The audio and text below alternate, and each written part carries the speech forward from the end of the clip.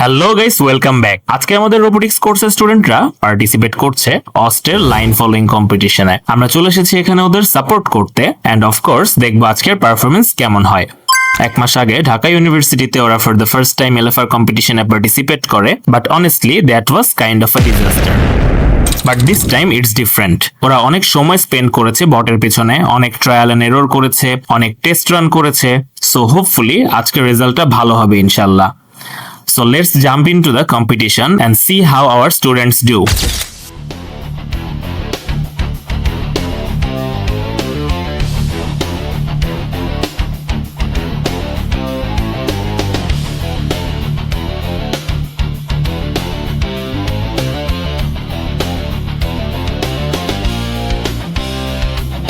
After passing 3 checkpoints easily, 4th checkpoint এ গিয়ে ওদের robot আটকে যায়।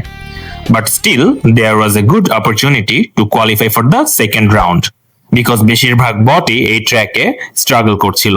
So we had to wait for a long time for the results. চলেন দেখি second রাউন্ডে কি হয়।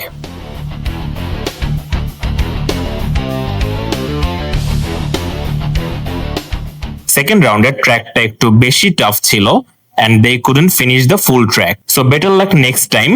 Hopefully next competition এ তারা আরো বেটার করবে। দেখা হচ্ছে পরের ভিডিওতে।